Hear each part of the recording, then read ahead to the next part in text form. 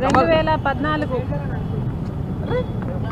ఎన్నికలకు ముందు ఎప్పుడో మొదలుపెట్టి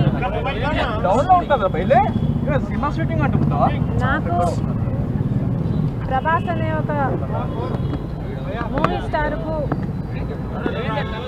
సంబంధం ఉంది అనే దుష్ప్రచారాన్ని ఆన్లైన్లో ఒక క్యాంపెయిన్ లాగా నడిపింది ఒక వర్గం. అప్పట్లో 2014 ఎన్నికల తర్వాత మేము ఫిర్యాదు చేయడం కూడా జరిగింది.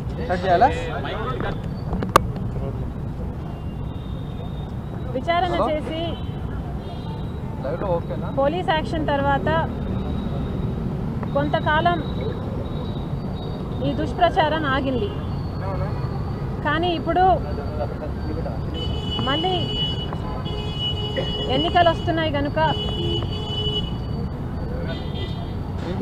ఈ విష ప్రచారానికి మళ్ళీ వేగం పెంచారు. వీళ్ళ మోటివ్ ఒక్కటే, నా క్యారెక్టర్ అసాసినేషన్.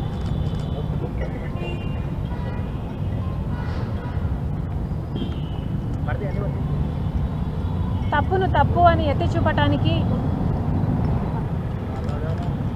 చట్ట ప్రకారం ఈ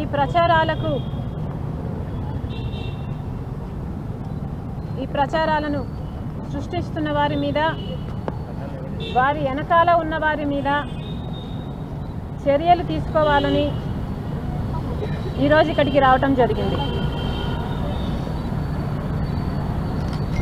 ఇది నా ఒక్కదానికే జరిగిన అవమానంగా నేను భావించటం లేదు. ఇలాంటి రాతలు ఇంకెంతో మంది మహిళల మీద కూడా రాస్తున్నారు. స్త్రీల పట్ల ఇంత సేడిజం, ఇంత చులకన భావం తో రాస్తున్న రాతలను, దుష్ప్రచారాన్ని మన సమాజం ఆమోదించవచ్చా? ప్రజాస్వామ్యం, మానవ హక్కులు, సమానత్వం, విమెన్స్ లిబరేషన్ లాంటి ఎన్నో గొప్ప గొప్ప పదాలు కాగితాలకు, చర్చలకు మాత్రమే పరిమితం కాకూడదు. ఇవి వాస్తవ రూపం దాల్చాలంటే మనం గొంతెత్తాల్సిన అవసరం ఉంది.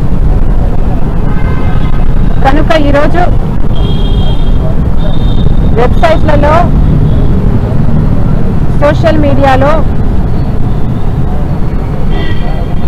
ఈ ప్రచారాలకు వీలే లేకుండా కఠిన చర్యలు తీసుకోవాలి అన్న నా కంప్లైంట్కు మద్దతు పలకవలసిందిగా ప్రజాస్వామ్యవాదులను, నైతికత ఉన్న రాజకీయ నాయకులను, జర్నలిస్టులను, మహిళలను కోరుతున్నాం.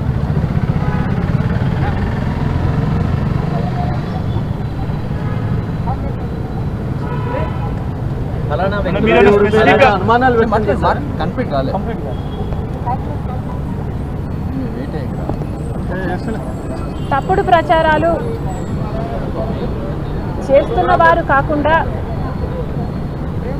తప్పుడు ప్రచారాలు చేపిస్తున్న వారు కాకుండా ఈరోజు ఇలా నేను ఒక దోషిలాగా నిలబడి నా వాదనను వినిపించుకోవాల్సిన దుస్థితి రావడం ఒక్క నాకే కాదు, మహిళలందరికీ ఇది అవమానకరం. ఇది 5 ఏళ్ల కింద ఎప్పుడో మొదలైంది. ఇప్పుడు మళ్ళీ తలెత్తింది. మళ్ళీ కూడా తల ఎత్తవచ్చు. ఇది నేను మాట్లాడకపోతే ఇదే నిజము అని కొంతమంది అయినా అనుకునే ప్రమాదం ఉంది. కనుక ఈ తప్పుడు ప్రచారాలు మూలాలతో సహా తొలగించడానికి ఈ ఉద్దేశంతోనే ఈరోజు పోలీసులకు కంప్లైంట్ ఇవ్వడమే కాకుండా మీడియా ముందుకు కూడా రావడం జరిగింది.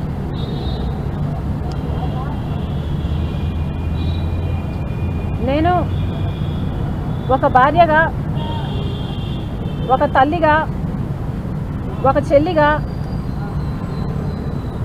నా నైతికతను, నా నిజాయితీని నిరూపించుకోవాల్సిన అవసరం లేదు. ఎందుకంటే నా గురించి నాకు తెలుసు, నా దేవుడికి కూడా నా గురించి తెలుసు. కానీ ఈరోజు నా గౌరవాన్ని కాపాడుకోవాల్సిన అవసరం నాకుంది. కనుక మీ అందరి ముందుకొచ్చి చెప్తున్నా, ఏ ప్రభాస్ అనే వ్యక్తితో నాకు సంబంధం ఉంది అని తప్పుడు ప్రచారాలు చేస్తున్నారో ఆ వ్యక్తిని నా జీవితంలో నేను ఎప్పుడూ కలవలేదు, ఒక్కసారి కూడా మాట్లాడలేదు. ఆ వ్యక్తికి నాకు ఏ సంబంధము లేదు, ఎప్పుడూ ఏ సంబంధము లేదు. ఇది నిజం, ఇదే నిజమని నా పిల్లల మీద ప్రమాణం చేసి మరీ చెప్తున్నాను. లేదు, అలా కాదు, మేం ప్రచారం చేస్తున్నదే నిజమని ఈ ప్రచారాలు పుట్టిస్తున్న వారు నాలాగా ప్రమాణం చేసి చెప్పగలరా? లేదా నాకు ఈ సంబంధిత వ్యక్తితో సంబంధం ఉందని కానీ, నేను ఎప్పుడైనా ఈ వ్యక్తిని కలిశానని కానీ, మాట్లాడానని కానీ రుజువులు, ఆధారాలు చూపించగలరా?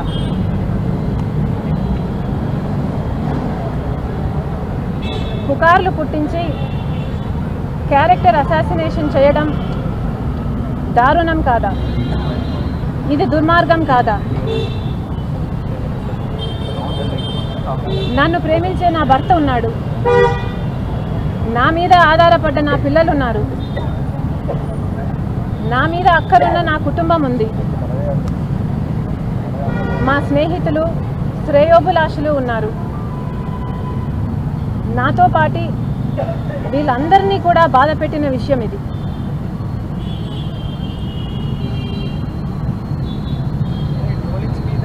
పుకార్లను పుట్టించి ఇలా క్యారెక్టర్ అసాసినేషన్ చేయడం ఎంత మటుకు సబబు?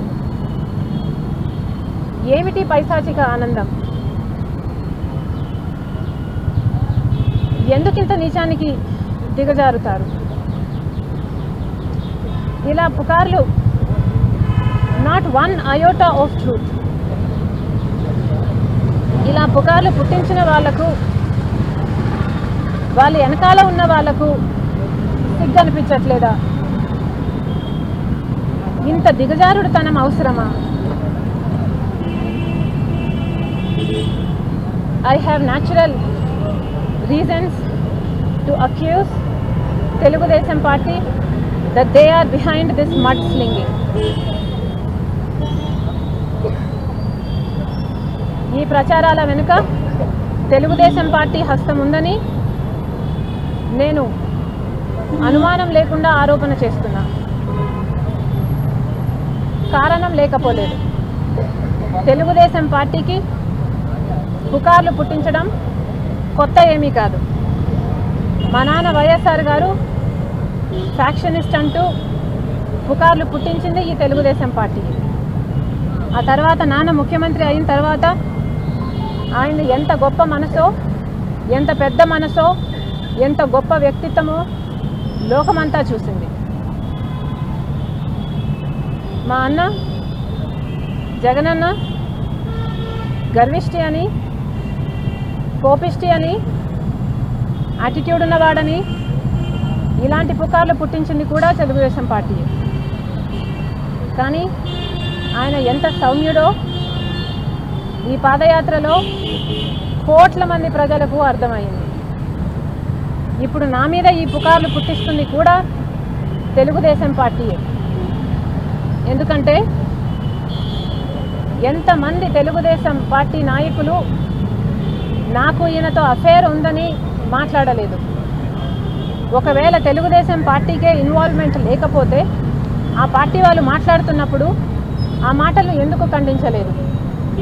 చంద్రబాబు గారు ఒక అమ్మాయి మీద అలా మాట్లాడడం తప్పు అని ఎందుకు ఆపలేదు? ఒక అబద్ధాన్ని 100 సార్లు చెప్పైనా సరే దాన్నే నిజంలా చూపించాలన్నది తెలుగుదేశం పార్టీ సిద్ధాంతం కాదా? స్వయంగా చంద్రబాబు గారే వీటిని ప్రోత్సహిస్తారు. అందుకే వాళ్ళ నాయకులు దాన్ని అనుసరిస్తారు. ఇది వాస్తవం.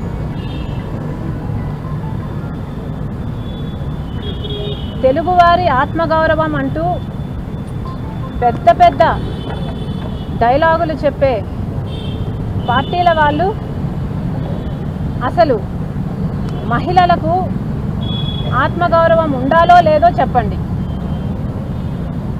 కుటుంబ గౌరవం అన్నది ఉందో లేదో చెప్పండి. లేకపోతే మీ పార్టీలో ఉన్న మహిళలకు, మీ కుటుంబాల్లో ఉన్న మహిళలకు మాత్రమే ఆత్మగౌరవం ఉంటుందేమో అని మీరు అనుకుంటున్నారేమో, మీరు భావిస్తున్నారేమో, అది కూడా చెప్పండి. రాజకీయాలను ఇంతగా దిగజార్చకండి. చంద్రబాబు గారి ఇంట్లో ఆడవాళ్ళు లేరా? మేము ఇలా పుకార్లు పుట్టించాలి అనుకుంటే మేము పుట్టించలేమా? మాకు ఆ తెలివి లేక కాదు, మాకు చేత కాక కాదు.